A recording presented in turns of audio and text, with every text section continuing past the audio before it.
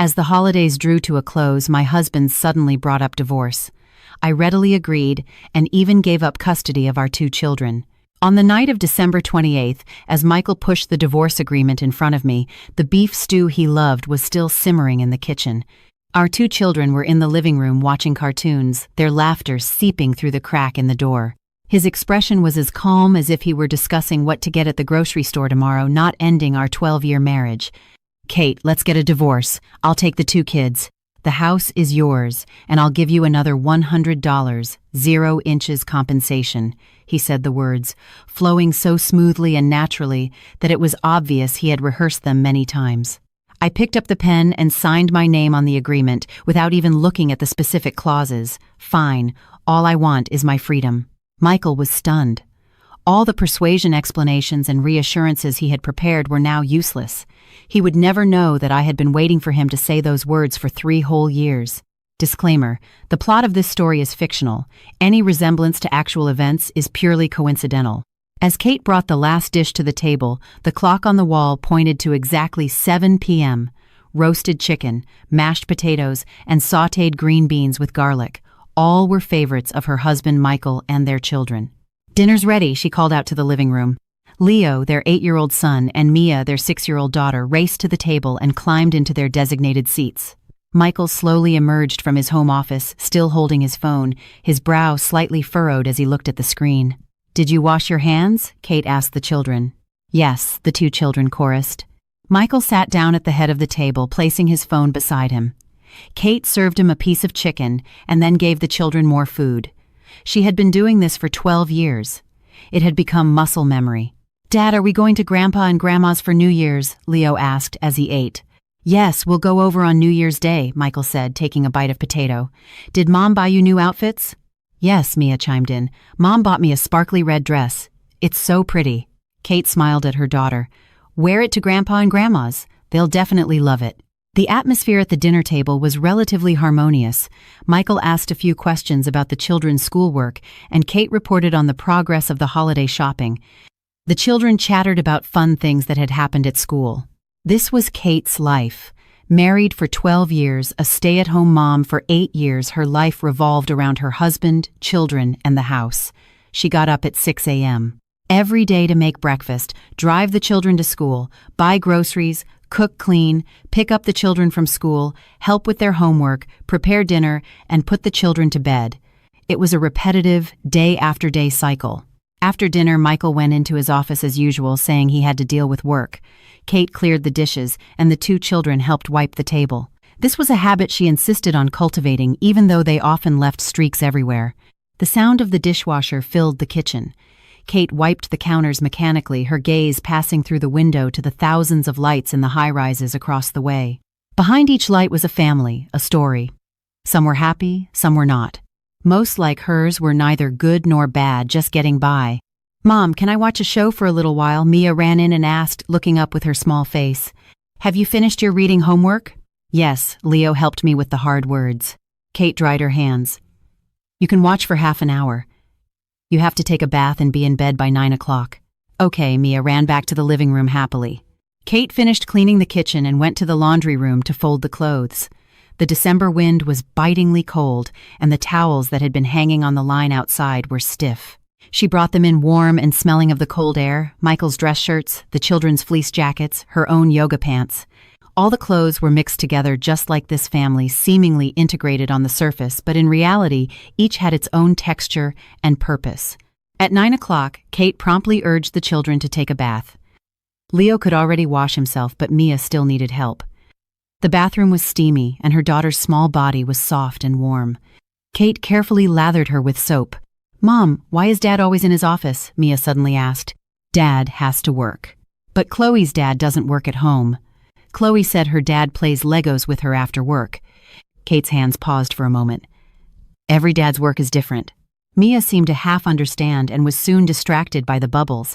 After blow-drying the children's hair, telling them a bedtime story, and tucking them in, it was almost 10 o'clock. Kate gently closed the door to the children's room and stood in the hallway, taking a deep breath.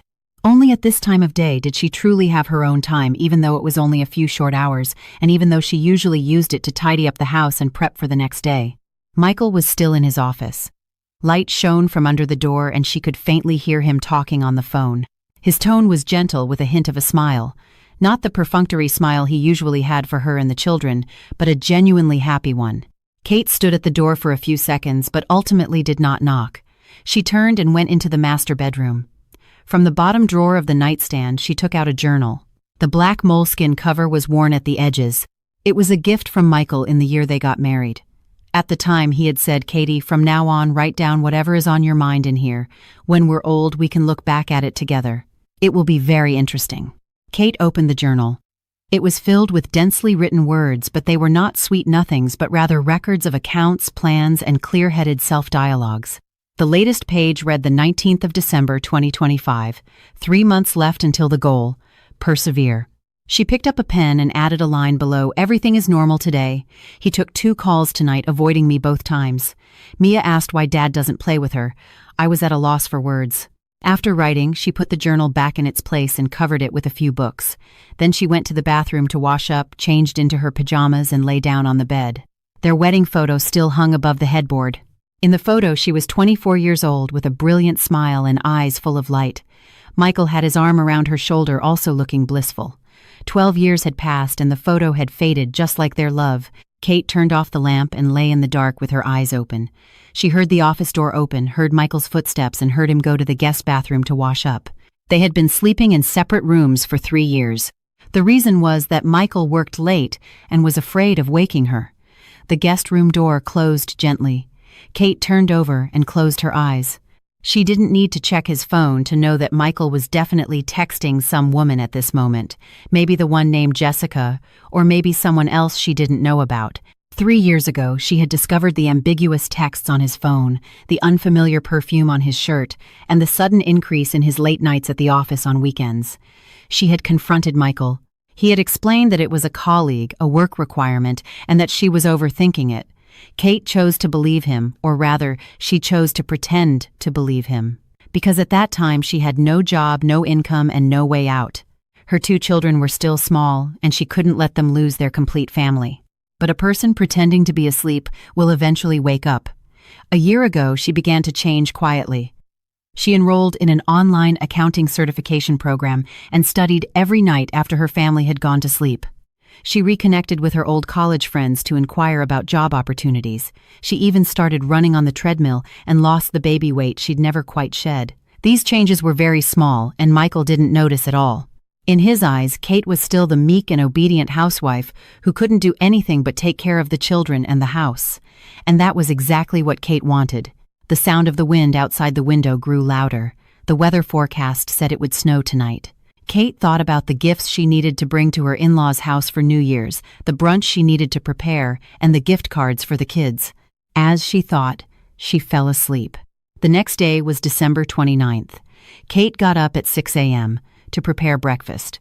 Michael was up early for once, sitting at the dining table, looking at his phone, his expression somewhat absent-minded. "I've got all the gifts for your parents' house ready," Kate said, placing a plate of scrambled eggs in front of him. "I bought a nice bottle of scotch for your dad and a cashmere scarf for your mom. I've also prepared the gift cards for the kids." Okay, Michael said without looking up. "Did you sleep well last night?" Kate asked, pouring herself a glass of orange juice. "It was okay." Michael finally looked up at her, his eyes somewhat complicated.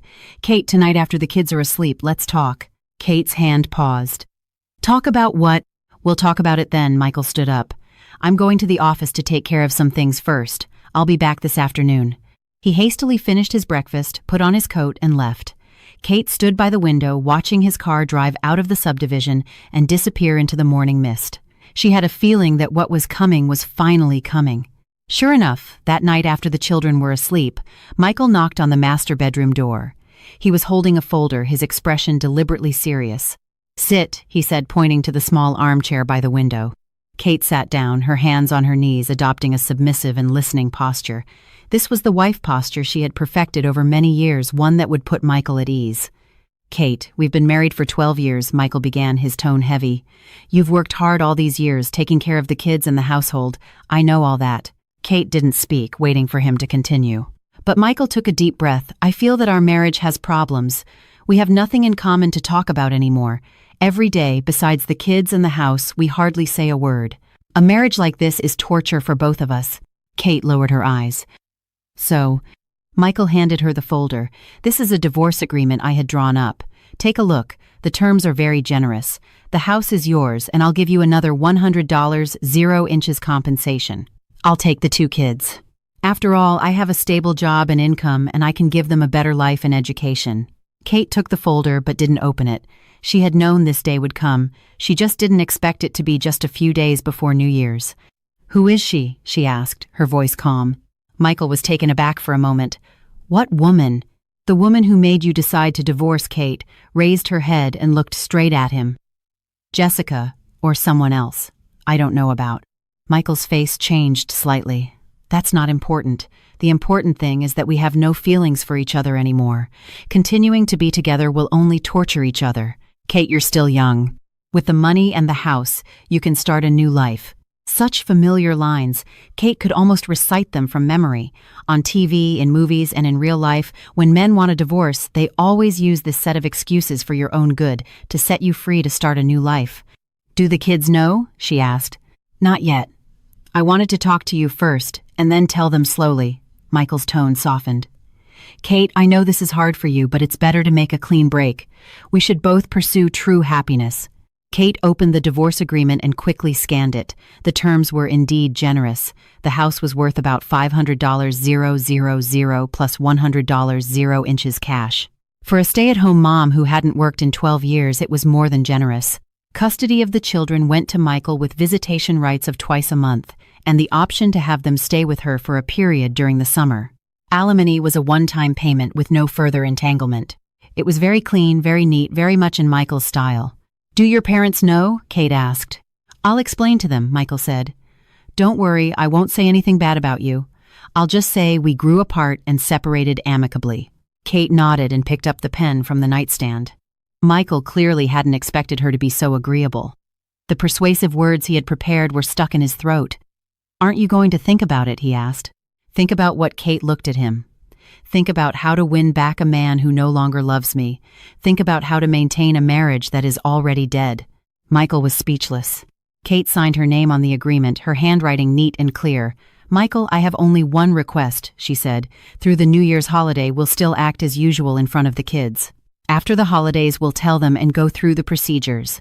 I don't want the children's holiday to be unhappy. Michael was visibly relieved. Of course, of course. That's what I was thinking too. Also, Kate added, during this period, please continue to live at home. We can sleep in separate rooms, but don't act abnormally in front of the children. Okay, I promise. Kate handed the signed agreement back to him. Then that's it. You should get some rest. We still have to go to your parents' house on New Year's Day. Michael stood there with the agreement, as if he wanted to say something else, but Kate had already turned around and started straightening the duvet, a gesture of dismissal. He ultimately said nothing and left the room. After the door closed, Kate stood still for a long time. Then she walked to the closet, opened the bottom drawer, and took out the black journal. She turned to a new page and wrote the 29th of December, 2025. He proposed a divorce. I signed. The plan is in motion. The countdown begins. After writing, she put the journal back in its place, turned off the light, and got into bed. In the darkness, the corners of her mouth turned up slightly. For 3 years, this was the day she had been waiting for. On December 31st, New Year's Eve, Kate started bustling about early in the morning, putting out festive decorations, chilling champagne, and preparing the ingredients for the evening's dinner. As agreed, Michael was more attentive than usual. When he was helping to hang some fairy lights, he even took the initiative to talk to her. The left side is a little crooked, a little higher. Kate directed Michael to adjust the position of the lights. Their hands accidentally touched and he recoiled as if he had been electrocuted. Kate, on the other hand, looked natural. Okay, that's good. The children were playing a board game in the family room, their laughter crisp. The lively sounds of the neighbors' celebrations also wafted over. The entire neighborhood was filled with a festive atmosphere. Mom, Grandma's on the phone. Mia ran over holding the phone. Kate took the phone. Mom, Happy New Year's Eve. We'll be over tomorrow afternoon. Yes, we're having dinner at my place tonight. You guys just come over. Okay, drive safe. After hanging up, she glanced at Michael. He was looking at his phone, his brow slightly furrowed, his fingers typing quickly. It was no guess that he was explaining to that woman why he couldn't spend New Year's with her. Kate turned and went back to the kitchen to continue preparing the ingredients. The knife rose and fell on the cutting board, making a rhythmic sound. In her mind, she was silently taking stock. The accounting certification exam was in a month. She had already sent her resume to 3 companies. She had saved $15, 0 inches, a secret account, all saved little by little from the household expenses over the years. It wasn't enough, but it was much better than 3 years ago. 3 years ago, she could do nothing but cry and beg. At noon, her in-laws arrived. Michael's father was a retired history professor and his mother was a homemaker, a typical traditional family. They were quite satisfied with Kate, mainly because she managed the household well and had given them a grandson and a granddaughter. "Catherine, you've worked so hard making all this food," her mother-in-law said politely, but her eyes were critically scanning every corner of the living room. "It's my pleasure," Kate said with a smile, pouring coffee. "Dad, Mom, have some coffee." "Where's Michael?" her father-in-law asked. "He's in his office dealing with work. He'll be out in a minute," Kate said. As she spoke, Michael came out, putting on a gentle and filial mask. "Dad, Mom, you're here. Was the traffic bad on the way?" The family sat in the living room and chatted. The topics were nothing more than the children's school, work, and recent news about relatives.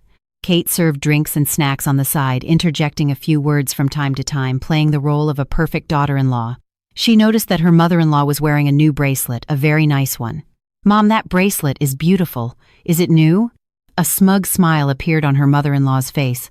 "Michael bought it. He said it's from Tiffany's. I don't know." Michael quickly chimed in. "I saw it on a business trip last time and thought it would suit Mom, so I bought it." Kate smiled and nodded, but in her heart she was calculating. That bracelet must have cost at least a few $1,000s. Michael had never bought her such expensive jewelry.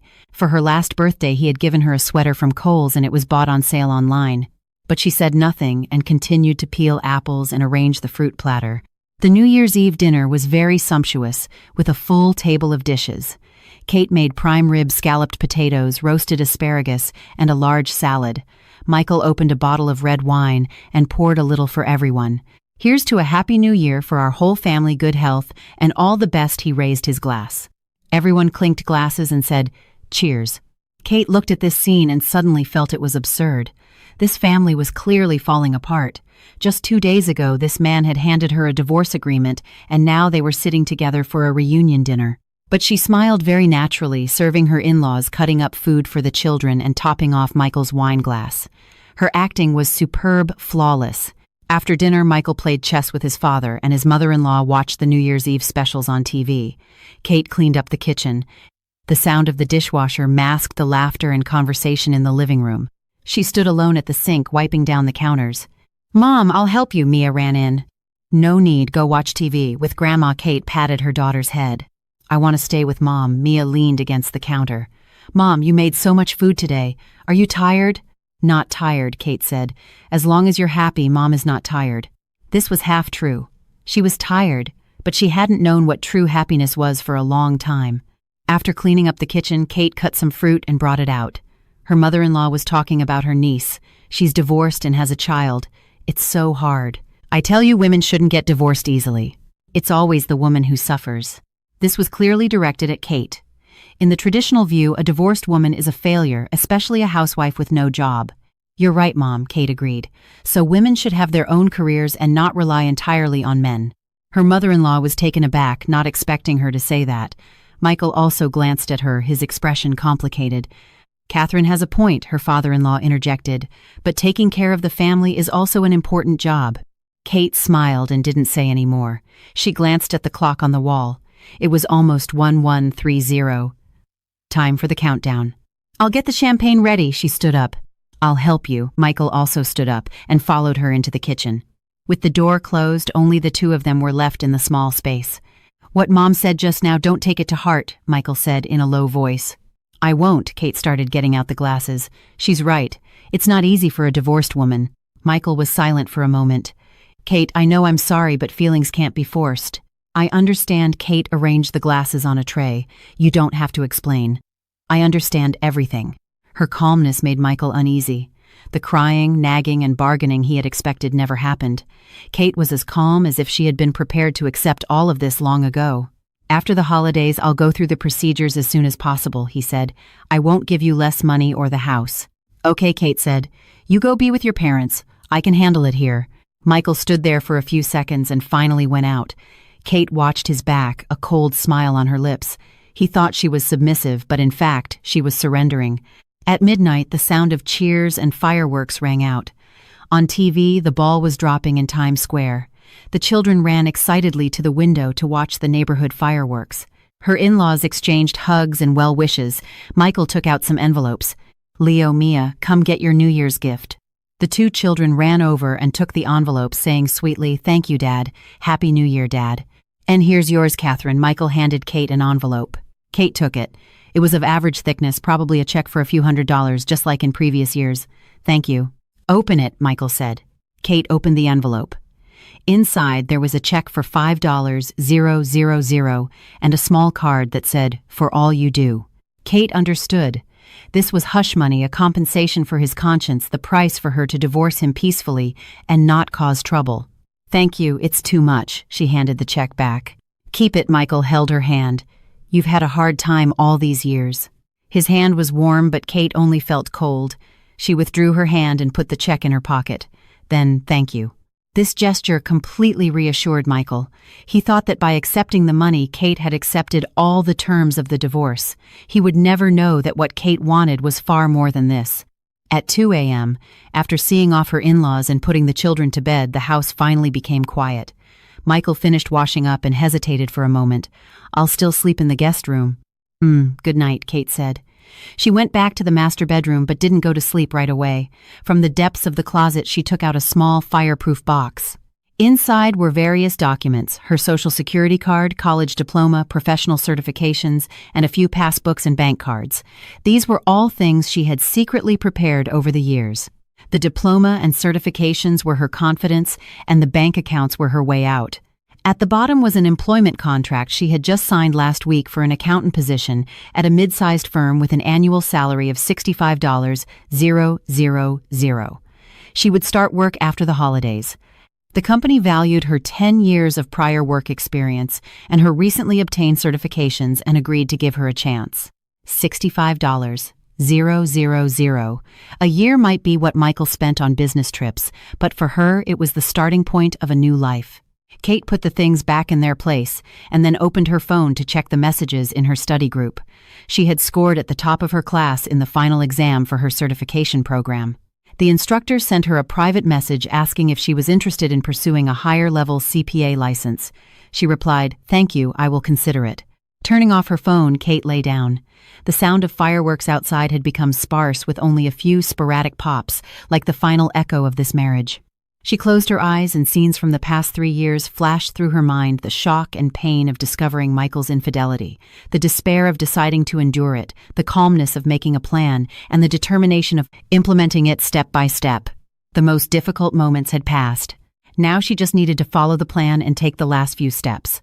Michael didn't come home until 10 p.m. on New Year's Day with the faint smell of alcohol and perfume on him. Kate was reading a book in the living room. Without looking up, she asked, "Have you eaten?" "Yes," Michael said a little guiltily. "A client dinner. I couldn't get out of it." Kate turned a page of her book. "The children are already asleep. Keep your voice down." Michael stood in the middle of the living room looking at her calm profile. Suddenly he felt an indescribable sense of unease. This unease had started when Kate had readily signed the divorce agreement and had grown stronger with time. None of the reactions he had expected had occurred. No crying, no questioning, no bargaining. Kate was as calm as if she had known this day would come, even as if she had been waiting for it. "Kate," he began, "let's talk." Kate closed her book and looked at him. "Talk about what the divorce agreement is already signed. What else is there to talk about?" "You." Michael chose his words carefully. "Can you really accept it? I mean, the divorce and the children going with me." "What can I do if I can't accept it?" Kate retorted. "Cry and beg you to come back. Would that work?" Michael was at a loss for words. "Michael, we've been married for 12 years. I know you." Kate stood up and walked over to him. "You won't change your mind about something you've decided. Since that's the case, why shouldn't I be more dignified and save myself some pride?" What she said was logical, but Michael still felt that something was wrong. The Kate in front of him was too calm, too rational, not at all like the gentle, even somewhat weak wife he knew. "As for the children, as we agreed, we'll tell them after the holidays are over," Kate interrupted him. "During this period, I hope you will cooperate. At least in front of the children, we should still appear harmonious." "I will," Michael promised. Kate nodded and turned to walk towards the bedroom. After a few steps, she turned back. By the way, as for your parents, you explain it to them yourself. I don't want to hear any gossip about me from them. I won't. I'll handle it. Kate closed the bedroom door. Michael stood in the living room, not moving for a long time. He took out his phone, wanting to call Jessica, but after thinking about it, he put it down. For some reason, he didn't want to make this call in Kate's house. In the guest room, Michael tossed and turned. He recalled Kate's changes in recent months. She had started wearing makeup and dressing up, enrolled in an online course, and would occasionally go out to dinner with friends. At the time, he thought it was a good thing. It meant that Kate had her own life and wouldn't be too dependent on him.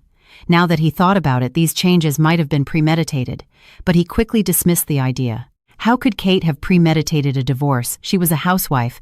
How could she live without him? He must be overthinking it. The next day, it was customary to visit one's own parents. Kate took the children back to her parents' house. Michael used the excuse of having to work and didn't go. This was exactly what Kate wanted. She needed some time alone with her parents to talk. Kate's parents lived in the old part of town. The house was not big, but it was very clean. Her father was a factory accountant before he retired, and her mother was an elementary school teacher. They were both honest and down-to-earth people.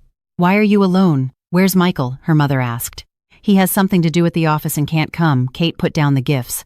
"Dad, Mom, I have something to tell you." Seeing her serious expression, her parents exchanged a look. They both had a bad feeling. Kate had the two children go to the den to play and then closed the living room door. "What's wrong? What happened?" her mother asked anxiously. "Michael wants a divorce," Kate said calmly. "I've already signed." The living room was completely silent. The coffee cup in her father's hand almost fell to the ground. Her mother's face turned pale. "What divorce? Why? Is he seeing someone else?" "Yes," Kate said. "It started 3 years ago. I just never said anything." "How is that possible?" Her mother couldn't believe it. "Michael seems so decent." "Mom, people change." Kate held her mother's hand. "Don't get excited. Let me finish." She told her parents everything. Her endurance for the past 3 years, the process of discovering Michael's infidelity, and the recent signing of the divorce agreement. But she concealed the part about her own preparations, only saying that she was forced to accept it. "That bastard," her father trembled with anger. "I'll go give him a piece of my mind." "Dad, don't go." Kate held her father back. "It's useless. His heart is no longer in this family. Forcing him to stay is meaningless." "Then what about you? What about the children?" her mother said, her face streaked with tears. "You haven't worked for so many years. How will you live after the divorce?" "I have a plan," Kate said. "The house is mine, and he'll give me $100,000. I can start work after the holidays. I found a job, an accounting position paying $65,000 a year." Her parents were stunned. They hadn't expected their daughter to have a plan already. "You found a job?" her father asked. "Yes, I signed the contract before Christmas." "I start next week," Kate said. "Dad, I've put all the accounting knowledge you taught me to use." Her father's eyes welled up with tears. When she was young, he had wanted his daughter to study accounting, thinking it was a stable profession. But after Kate got married and became a full-time housewife, he had always regretted it. "Good, good," her father nodded repeatedly. "It's good that you have a job. With a job, you'll be okay." "But the children are with him," Kate said in a low voice. "I've given up custody." What her mother became agitated again. "How can you give up the children? They are your flesh and blood." "Mom, what can I do if I don't give them up?" Kate smiled bitterly. "I have no job, no income. Will the judge award the children to me? It's better to be proactive and fight for better terms than to be forced to give them up in the end." She paused. "And I'm only giving them up temporarily. When I get back on my feet, have a stable income and a place to live, I'll fight for custody again. The law allows for a change in custody." Her parents were silent. They knew their daughter was right, but it was hard to accept emotionally. "You've been wronged, child," her father patted her on the shoulder. "It's all my fault for not being capable enough to support you." "Dad, don't say that," Kate shook her head. "This is my own choice. I'll bear the consequences myself. All I need is your support. Don't go and make a scene with Michael. Don't give him any leverage." Her parents finally agreed. Although they felt sorry for their daughter, they also knew that making a scene would not be good for Kate. This society is already unfair to divorced women, let alone a housewife with no job. At lunch, the two children were very happy, completely unaware of the heavy conversation the adults had just had. Kate served her parents peeled shrimp for the children and acted as usual. Only her mother would occasionally wipe away a tear, which Kate stopped with a look. After lunch, Kate took the children to a nearby park. The park was cold in winter, but the sun was good. The children ran on the grass, and Kate sat on a bench, watching them. "Mom, are you unhappy?" Mia ran over and hugged her legs. "No, Mom is very happy," Kate patted her daughter's face. "But you're not smiling," Mia said. Kate forced a smile. "How about this?" "It's fake," Mia pouted. "Mom, did you and Dad have a fight?" Children's sensitivity is beyond adults' imagination. Kate's heart tightened, but she remained calm on the surface. "No, Mom and Dad are fine. It's just that Mom is a little tired lately." "Then Mom should rest more," Mia hugged her. "When I grow up, I'll help Mom with the housework and Mom won't be tired anymore." Kate's tears almost fell. She hugged her daughter tightly, smelling the sweet scent of the child. This little life that she had carried for 9 months, how could she bear to give it up? But she had to. A temporary separation was for a longer-term reunion. "Mia, promise Mom one thing," Kate said. "What is it?" "No matter what happens in the future, you have to remember that Mom will always love you," and your brother Kate looked into her daughter's eyes. "Always and forever." Mia seemed to half understand, but she still nodded. "I will always love Mom too." Kate kissed her daughter's forehead, her heart filled with strength. For her children, she had to be strong, she had to succeed. On the way home, Kate received a message from her attorney. "Some evidence has been collected, including hotel records and credit card statements. More direct evidence is needed." She replied, "Continue. Everything must be in place by the end of the week." The street scene outside the car window flew by. Kate looked at this city where she had lived for 12 years and suddenly felt it was strange. But being a stranger was also good. It meant she could start over. From January 3rd to the 7th, life went on as usual.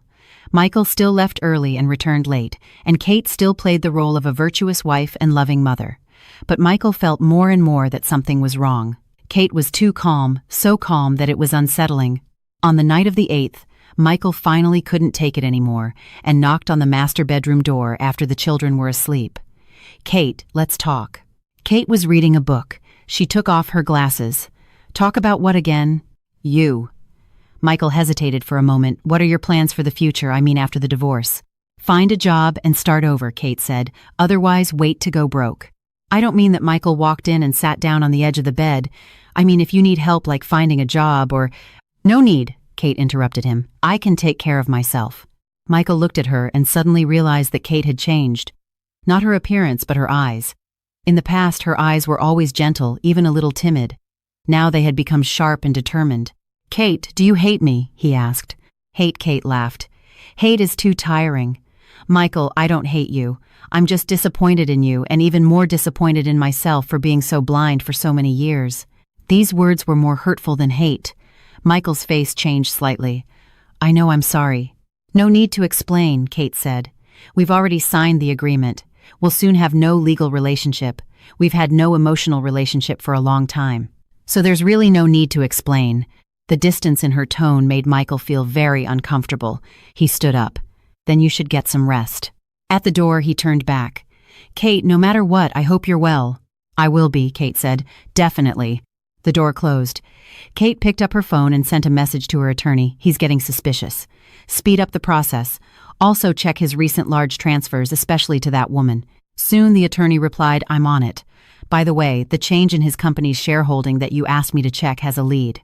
6 months ago, he transferred 10% of his shares to a shell company. The legal representative of that company is Jessica's younger brother." Kate's eyes narrowed. Michael had not only cheated, he was also hiding marital assets. This required an adjustment to her previous plan. $100,000 and a house were far from enough. She replied, "Collect all the evidence, including the share transfer documents, bank statements, and communication records. I'll need them by this weekend." Putting down her phone, Kate walked to the window. The night was dark, with a few scattered lights on the tall buildings in the distance. She remembered that night 3 years ago when she first discovered Michael's infidelity and cried all night in the bathroom. At that time, she felt like her world was collapsing, but now standing here, she only felt calm and determined. People are forced to grow. Gentleness is because there is someone to rely on. Strength is because there is no other choice. Kate had no other choice, so she had to be strong. On Friday, January 10th, Kate prepared a large table of dishes as usual. Michael also came home for dinner on time. At the dinner table, he announced, "Let's go out to eat as a family tomorrow night. I've booked a nice restaurant." "Okay," the children cheered.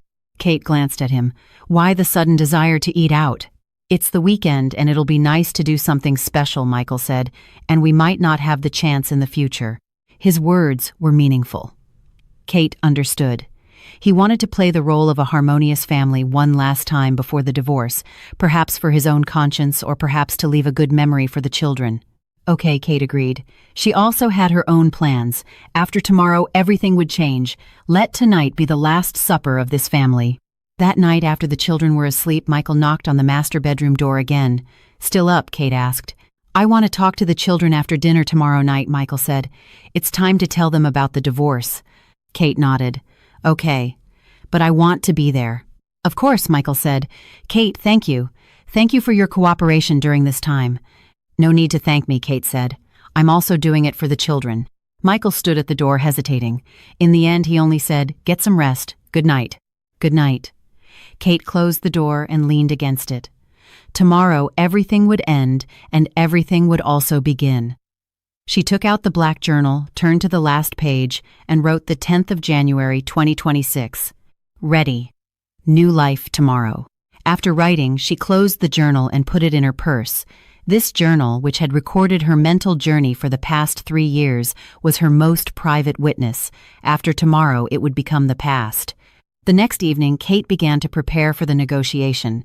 She changed into a new, sharp pantsuit, put on light makeup, and tied her hair into a neat ponytail. The person in the mirror didn't look like a stay-at-home mom at all, but more like a corporate executive. Michael was stunned when he saw her. "Wow. Where are you going dressed like that?" "Can't I?" Kate retorted. "No, I just think it's a bit formal for dinner," Michael said. "Today is an important day. It's good to be formal," Kate said meaningfully. Michael thought she was referring to the showdown with the children and didn't ask any more questions. He didn't know that the important Kate was talking about had a completely different meaning. At 6 p.m., the family set off for the restaurant. Michael had booked a high-end steakhouse with a private room suitable for talking. The children were very excited because they rarely came to such an expensive restaurant. When ordering, Michael was very generous, ordering the children's favorite dishes. He ordered a bottle of Cabernet for himself and also poured a glass for Kate. "It's a special occasion, have a little," he said. Kate didn't refuse. She needed a little alcohol to calm her nerves, although she was already well prepared. Halfway through the meal, Michael put down his fork and cleared his throat. "Leo, Mia, Dad has something to tell you." The children looked up at him. "Dad and Mom," Michael glanced at Kate, "we've decided to separate. From now on, Dad and Mom won't live together anymore." The private room was completely silent. Leo was the first to react. "Are you getting a divorce?" This word coming from an 8-year-old child's mouth had a surreal absurdity. Kate's heart ached, but she remained calm on the surface. "Yes," Michael said with difficulty. "But don't worry, Dad and Mom still love you. We just won't live together anymore." "Why?" Mia asked, tears welling up in her eyes. "Because." Michael didn't know how to explain. "Because your father has fallen in love with someone else," Kate calmly took over. "He has a new family outside, so he doesn't want us anymore." These words were like a bomb exploding in the private room.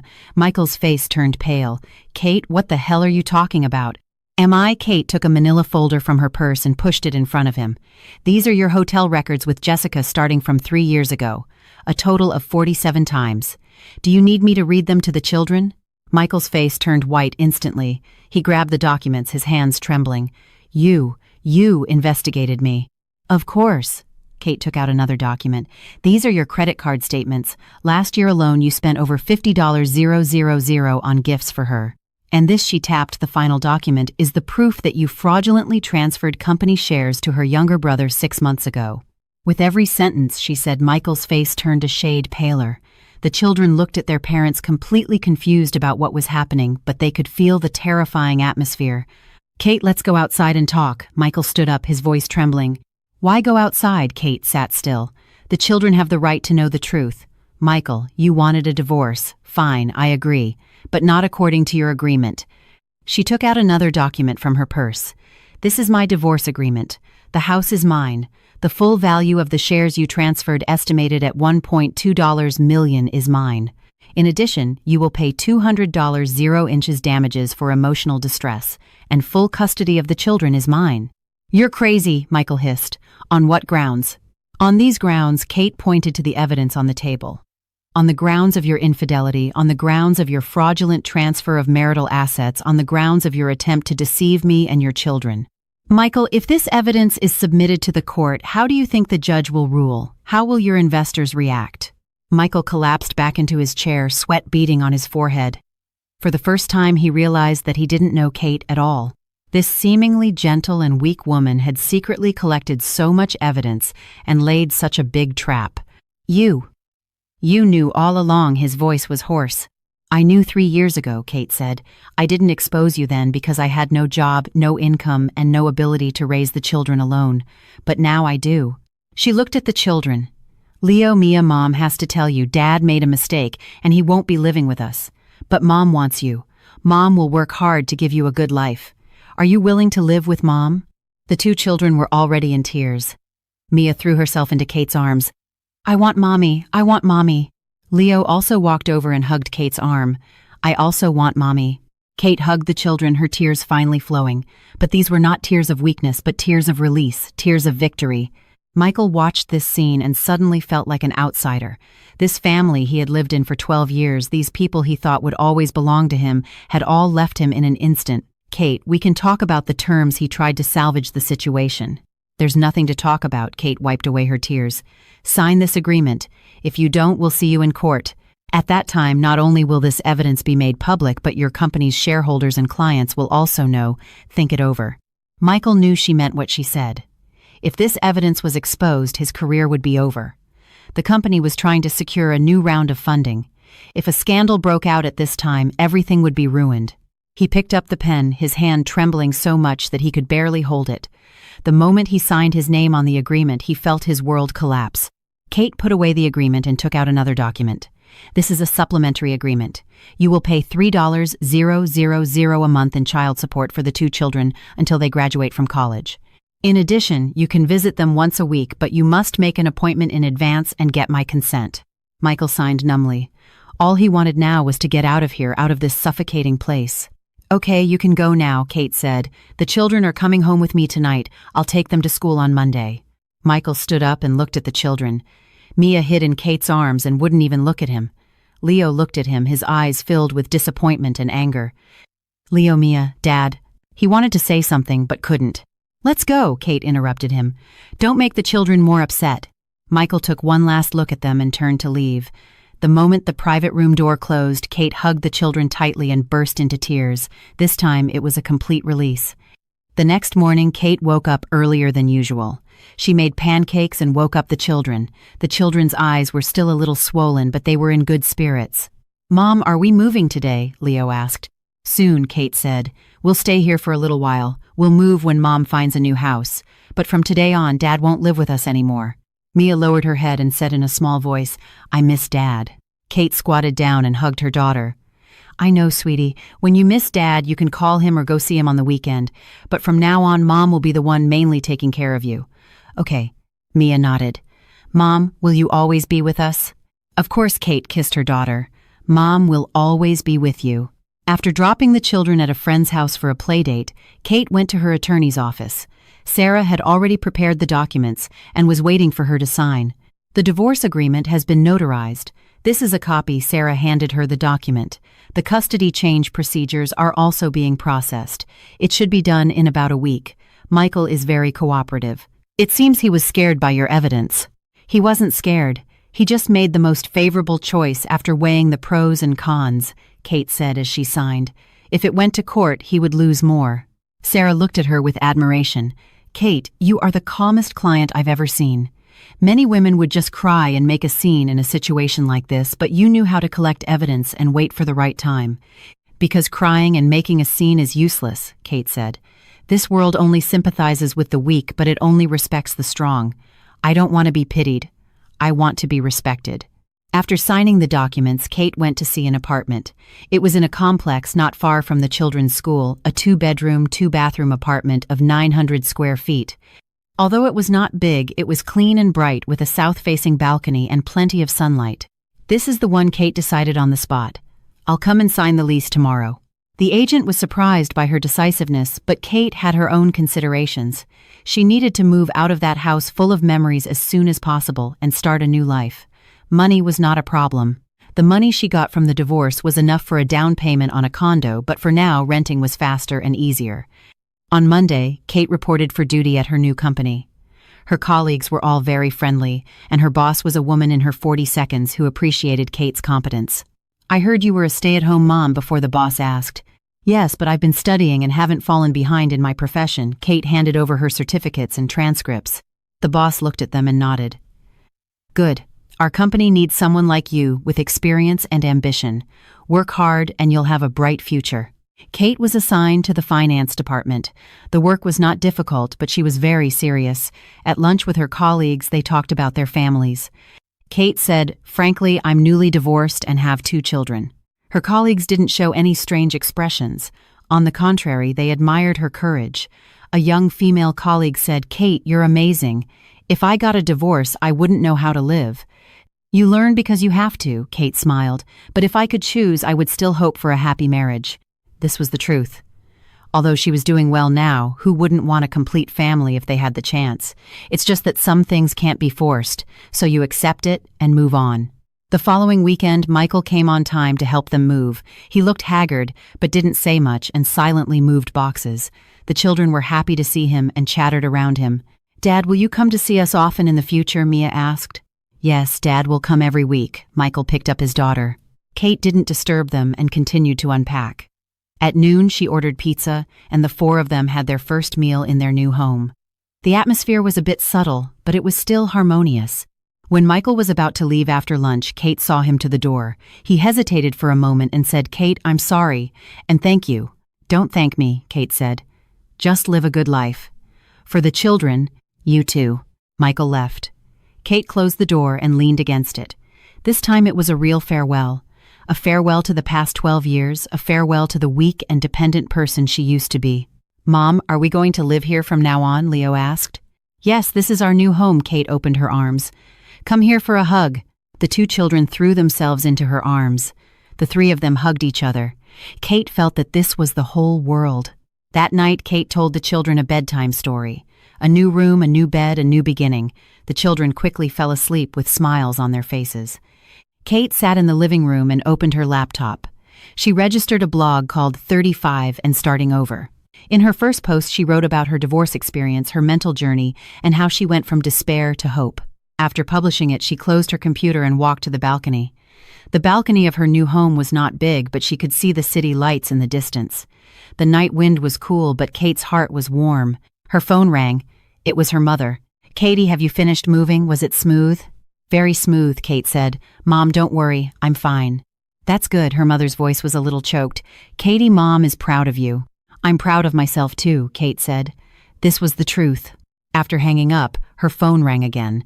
This time it was Michael. Kate answered but didn't speak. Michael's voice was very tired. "You won.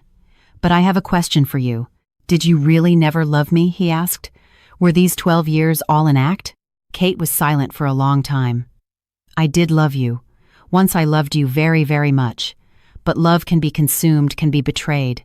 Michael, you were the one who stopped loving first. You were the one who betrayed first. All I did was protect myself and my children." Suppressed sobs could be heard from the other end. Kate didn't comfort him, just listened quietly. Once his tears would have made her heart ache. Now they only made her feel ironic. "I'm sorry," Michael said. "I don't need your sorry," Kate said. "What I need is for you to keep in touch with the children, pay child support on time, and not disturb our lives. That is your best apology." She hung up and blocked Michael's number. From now on, they were only legally related. Other than that, they had nothing to do with each other. Back in the room, Kate looked at the children's rooms. The light from the small nightlight shone through the crack in the door, warm and reassuring. She gently closed the door and went back to her own room. On the nightstand were her professional certifications and work ID. Next to them was a photo frame of the children. In the photo, the 3 of them were smiling happily. Kate lay down and closed her eyes. Tomorrow was another new day, a new challenge, a new hope. But she was not afraid anymore, because she knew that no matter what she encountered, she could face it, she could overcome it. Because she was no longer the stay-at-home mom who depended on her husband.